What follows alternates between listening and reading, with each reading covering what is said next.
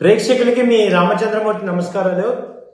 ఇవాళ gold rate ఈ week ఎలా ఉంది, అలాగే లాస్ట్ 1 వీక్ గోల్డ్ అంతా కూడా ఎలా పెరిగింది, హెచ్చుతగ్గులకి ఎలా వచ్చాయి అనే విషయం ఇంటర్నేషనల్గా మళ్ళీ అలాగే ఇండియన్ గోల్డ్ ఎలా ఉంది అనేది ఈ వీడియోలో మనం తెలుసుకుందాం.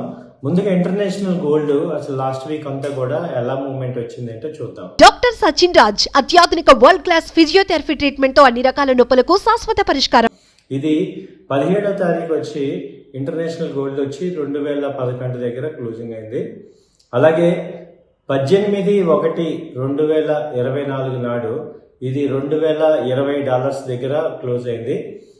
అలాగే 19/1/2020 నాడు ఇది $2034 దగ్గర క్లోజ్ అయింది.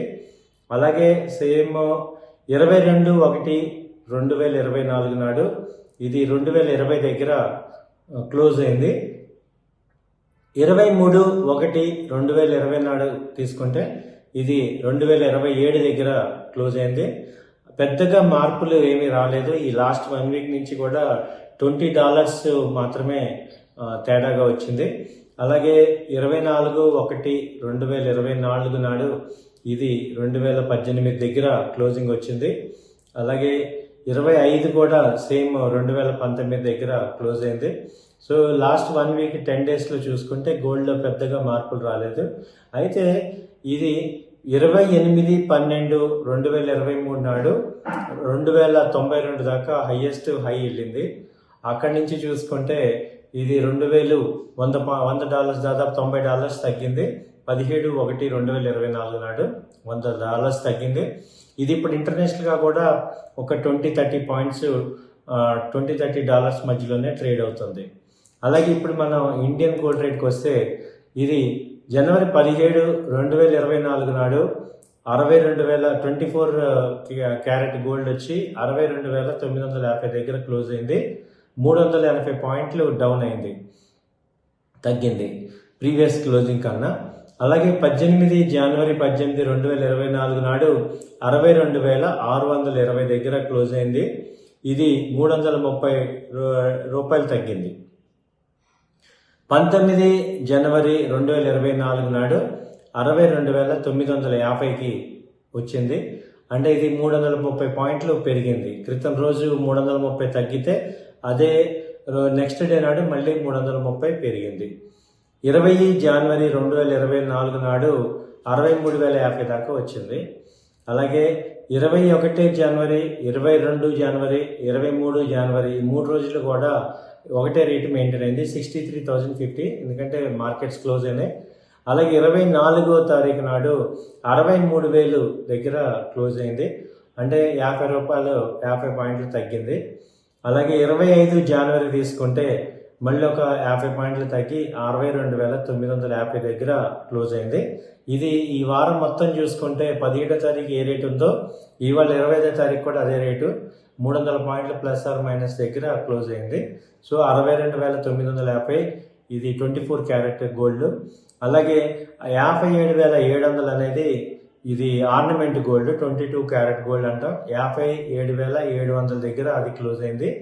అది ఈ వీక్లో తీసుకుంటే మ్యాక్సిమం హై వచ్చి ఇది 57,800 వచ్చింది. అలాగే లో తీసుకున్నా కానీ 57,400 ఈ రేంజ్లోనే ఇది క్లోజ్ అయింది.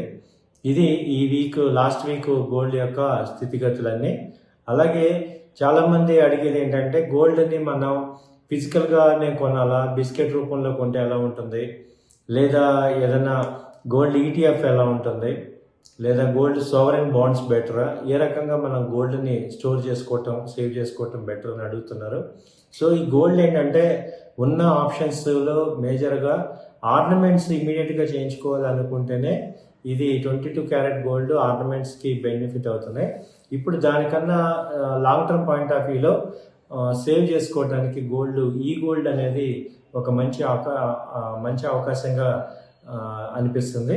సో ఈ గోల్డ్లో మనం సేవ్ చేసుకుంటే డీమ్యాట్లో షేర్స్ ఎలా మనం కొనుక్కుంటామో అలాగే ఈ గోల్డ్ అనేది ఉంది. అది డీమ్యాట్లో మనం ప్రజెంట్ రేట్ ఏ రేట్ ఉందో ఆ రేట్లో ఎన్ని గ్రాములు కావాలంటే అన్ని గ్రాములు కొనుక్కోవచ్చు. సో అదొక మంచి అవకాశం కింద ఉన్నది కనిపిస్తుంది. అలాగే మ్యూచువల్ ఫండ్స్లో గోల్డ్ ఈటీఎఫ్స్ ఉంటాయి.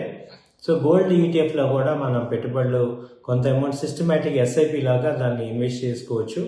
లాంగ్ టర్మ్ పాయింట్ ఆఫ్ వ్యూలో ఈవెన్ 500 కానీ 1000 రూపాయలు ఉన్నా కానీ గోల్డ్ ఈటీఎఫ్స్లో ఇన్వెస్ట్ చేయడం ద్వారా అది ఒక మంచి ఇన్వెస్ట్మెంట్కి ఆపర్చునిటీ కింద మంచి అవకాశం ఉంటుంది అనేది. ఈ రెండు ఎలక్ట్రానిక్ మాధ్యమాల్లో అంటే ఈ గోల్డ్ కానీ గోల్డ్ ఈటీఎఫ్ కానీ అడ్వాంటేజ్ ఏంటంటే మనకి ఈ ఫిజికల్ స్టోరేజ్ ఉండదు కాబట్టి ఈ థెఫ్ట్ అనేది, దొంగతనాలు ఇలాంటి టెన్షన్లు ఉండవు.